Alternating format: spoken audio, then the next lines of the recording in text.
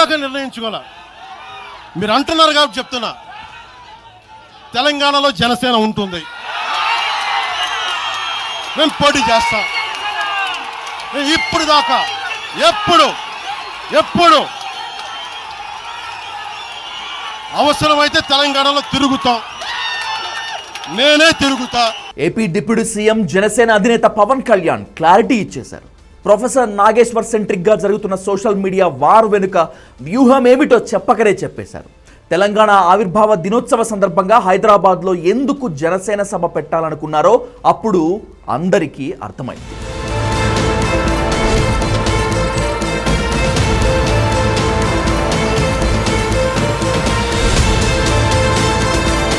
పవన్ కళ్యాణ్ పైకి చాలా ఆవేశంగా ఊగిపోతూ మాట్లాడుతున్నప్పటికీ ఆ ఆవేశం ఆయాసం వెనుక వ్యూహం 2029లో తెలంగాణలో జనసేన టీడీపీ బీజేపీతో కలిసి కూటమి కట్టి పోటీ చేయబోతుందనేటువంటిది స్పష్టమైపోయింది. ఆంధ్రాలో టీడీపీ బీజేపీ జనసేన కూటమి ఎలా సక్సెస్ అయిందో అదే ఫార్ములా తెలంగాణలోనూ ప్రయోగించబోతున్నారు ఆ పార్టీ నేతలు.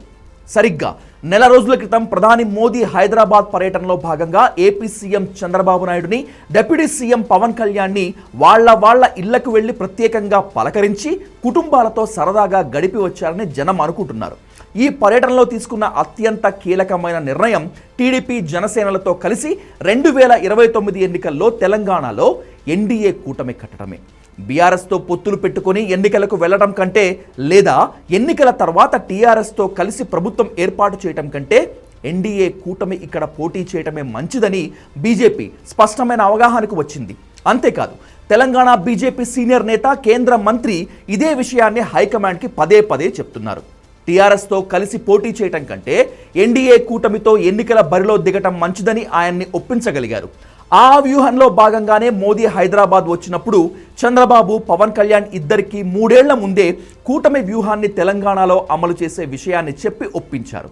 దీనిలో భాగంగానే ఇటీవల మహానాడులో టీడీపీ వర్కింగ్ ప్రెసిడెంట్ లోకేష్ తెలంగాణలో మళ్ళీ బరిలోకి దిగుతామనే విషయాన్ని చెప్పకనే చెప్పారు. నేను వర్కింగ్ ప్రెసిడెంట్ కరెక్ట్గా అయ్యి నెల దాటింది. అటు తెలంగాణ అండమాన్లో ఉన్న తెలుగుదేశం పార్టీని కూడా బలోపేతం చేయాల్సిన బాధ్యత నా పైన ఇప్పుడు ఉంది. తప్పనిసరిగా నాయకుల్ని కార్యకర్తలను కలుస్తా. అక్కడున్న కార్యకర్తల నాయకులందరూ కూడా ఒకటే పిలిపిస్తున్నా, పార్టీ ఏ కార్యక్రమం ఇచ్చినా మనం జయప్రదం చేద్దాం, కలిసికట్టుగా పనిచేద్దాం.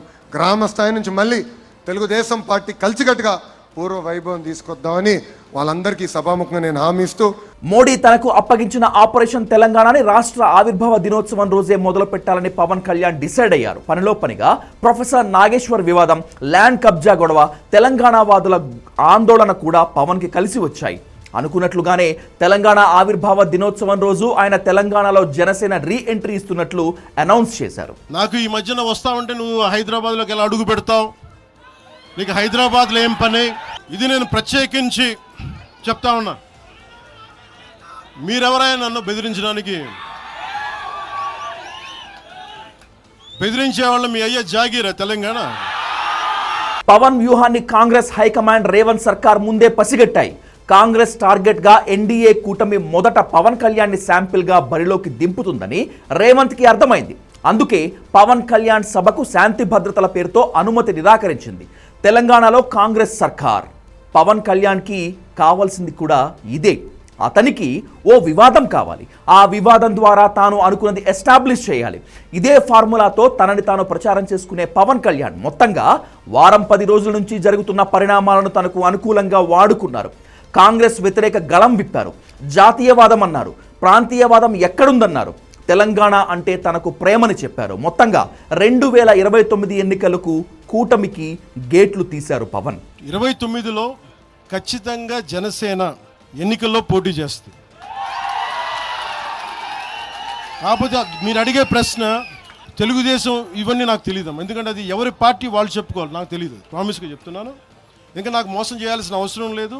అలాగే భారతీయ జనతా పార్టీ నాయకులు కలిసి వస్తారో కూడా లేదు కూడా నాకు తెలియదు. ఎందుకంటే మొన్న ఈ మధ్యన రామచంద్రరావు గారు కూడా మాట్లాడింది, జిహెచ్ఎంసీ ఎన్నికల్లో భారతీయ జనతా పార్టీ ఒంటరిగానే పోద్ది, జనసేనకి సంబంధం లేదని చెప్పినప్పుడు నేను మా నాయకులు కూడా ఫ్రీడమ్ ఇస్తాను, మీరు సొంతంగా పోటీ చేసుకుని చెప్తాను. కాంగ్రెస్ టార్గెట్ గా పవన్ తెలంగాణలో రాజకీయం చేయబోతున్నారని బీజేపీ తన తొలి బాణాన్ని పవన్ రూపంలో ప్రయోగించిందని కాంగ్రెస్ కు అర్థమైంది.